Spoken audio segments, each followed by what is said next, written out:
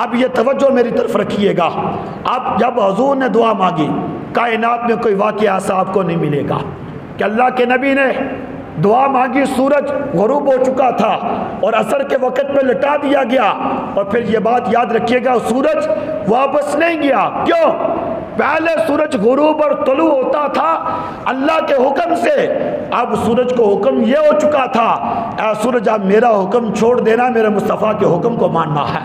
اور صحابہ اکرام کہتے ہیں اس وقت تک وہ سورج واپس نہیں گیا جب تک اللہ کے نبی نے سورج کو واپس جانے کا حکم نہیں فرمایا تھا. اور پھر ایک اور واقعہ سنیے گا. خیبر کو فتح کرنے والی جو شخصیت ہے وہ حضرت علی شیر خدا رضی اللہ تعالیٰ عنہ کی ذات و برکات ہے. کئی دنوں تک لڑائی جاری رہی، خیبر فتح نہیں ہوا.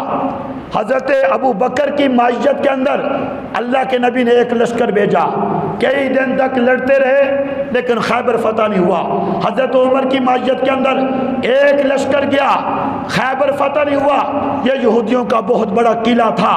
پھر اللہ کے نبی نے فرمایا صحابہ کل میں ایک ایسے آدمی کو جھنڈا عطا فرماؤں گا، علم دوں گا، جس کے ہاتھوں سے اللہ خیبر کو فتح عطا فرما دے گا.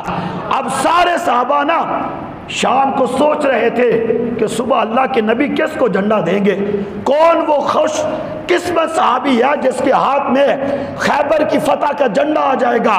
بلکہ حضرت ابو ہریرہ نے تو حضور کے کان میں یہ بات بھی کہی یا رسول اللہ بتا دو وہ کون ہے. لیکن اللہ کے نبی نے کیا بات ارشاد فرمائی؟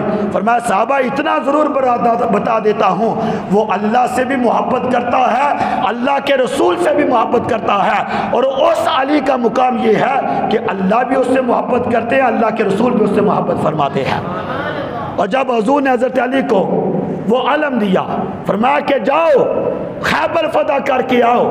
آپ دیکھیے گا جب حضرت علی وہ علم لے کے جاتے ہیں، خیبر کے اندر پہنچتے ہیں، وہ یہودیوں کا قلعہ تھا، یہودیوں کا اس کے اوپر قبضہ تھا، اور یہودیوں کا بہت بڑا بہادر پہلوان ایک یہودی حارث آیا، کہنے لگا علی میرے مقابلے میں آؤ، میرے ساتھ لڑائی کرے، وگرنہ آپ یہ قلعہ فتح نہیں کر سکتے. حضرت علی نے 2 آدمی بھیجے لیکن اس نے دونوں کو شہید کر دیا. بالآخر حضرت علی رضی اللہ تعالیٰ عنہ اس کے مقابلے میں آئے، اس کو واصل جہنم کر دیا. پھر اس کا بھائی جو مرحب تھا نا، مرحب اس کی طاقت کا یہ عالم تھا، 1000 پہلوان اس کے مد مقابل ہوتا تو پھر اس کا کوئی مقابلہ کر سکتا، ورنہ اس کا کوئی مقابلہ نہ کر سکتا. وہ حضرت علی کے مقابلے میں آیا، کہنے لگا کہ علی میرے ساتھ مقابلہ کرو، تیری کیا مجال ہے تو میرے ساتھ مقابلہ کر سکے. اب سنیے گا حضرت علی کا کیا مقام، کیا طاقت، کیا شجاعت تھی.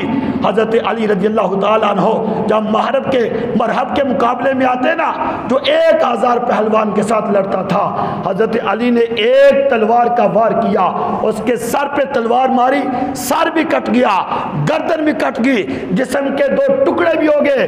یہاں تک آتا ہے جس گھوڑے کے اوپر سوار تھا اس گھوڑے کے سینٹر سے وہ تلوار اس کو کاٹتی، اس کو گرا دیا تھا، خیبر کو فتح فرما لیا تھا. لہذا خیبر اگر فتح ہوا تو حضرت علی شیر خدا رضی اللہ تعالیٰ عنہ فرمایا. اور پھر کوفہ کی جامع مسجد تھی، حضرت علی رضی اللہ تعالیٰ عنہ وہاں بیٹھ کے اخروٹ توڑ رہے تھے. ایک نوجوان آیا حضرت علی کو دیکھنے کے لیے. اب دیکھ رہا ہے وہ نوجوان کہ حضرت علی خروٹ توڑ رہے، لیکن حضرت علی کو خروٹ نہیں توڑے جا رہے. وہ نوجوان حضرت علی سے کہنے لگے تم ہو جس نے خیبر کو فتح کیا تھا، تم سے تو یہ خروٹ نہیں ٹوٹ رہا، خیبر تم نے کیسے فتح کر لیا؟ حضرت علی نے اس کو کیا جواب دیا؟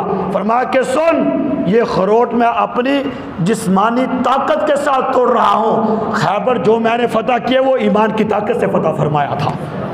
ایمان بہت بڑی طاقت ہے، ایمان بہت بڑی طاقت ہے. اس لیے حضور علیہ تحیت و ثنا نے فرمایا علی کے ساتھ منافق کبھی بھی محبت نہیں کرے گا.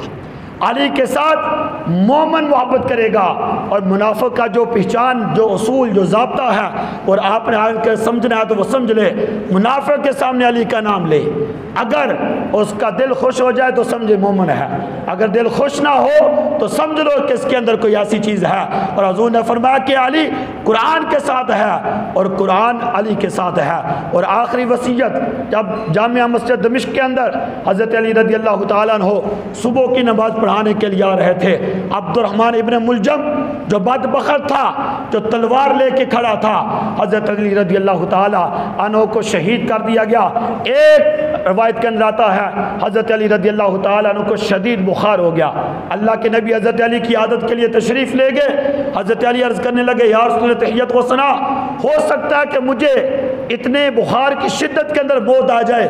اللہ کے نبی نے کیا بات فرمائی؟ فرمایا کہ علی تجھے اس وقت تک موت نہیں آئے گی جب تک یہ تیری داڑھی خون کے ساتھ لہو لہان نہ ہو جائے، جب تک تیری داڑھی خون کے ساتھ سرخ نہ ہو جائے گی تجھے موت نہیں آئے گی۔ پھر اللہ کے نبی نے حضرت علی کو بتلا بھی دیا، علی تیرا جو دشمن ہے وہ یہاں سے یہاں تک تلوار کا وار کرے گا۔ اس بدبخت ملجم نے تلوار کا وار کیا، حضرت علی کی یہ داڑھی ساری خون کے ساتھ سرخ ہو جاتی ہے، تو آپ 21 رمضان مبارک کو یہ شہادت کا مقام اور مرتبہ پاتے ہیں۔ پھر یہی علی ہے جس کو حضور نے اپنی بیٹی کا رشتہ دیا۔ حضرت ابو بکر گئے، حضرت عمر گئے، اللہ کے نبی نے کسی کو رشتہ نہیں دیا، تینوں صحابہ حضرت علی کے پاس گئے۔ ایک یہودی کے باغ کے اندر کام کر رہے تھے، کام کی نوعیت کیا تھی؟ حضرت علی نہ تو مالدار تھے، نہ اپنا گھر پاس تھا، نہ کوئی تجارت تھی، نہ کوئی بزنس تھا، لیکن تقوی اور پرہیزگاری کی بنیاد پہ۔ اور ایک روایت کے اندر آتا ہے عصر سے لے کر، بلکہ زور سے لے کر عصر تک آپ نے ایک باغ کے اندر کام کیا، یہودی کیا 2 کلو کھجوریں جمع ہوگی۔ کسی نے کہا کہ حضرت علی سے کہ اور زیادہ کام کر لو، کہا کہ ضرورت نہیں، 1 کلو کھجوریں گھر والے کھائیں گے، 1 کلو کھجوریں غریبوں کو اور فقیروں کو تقسیم فرما دوں گا۔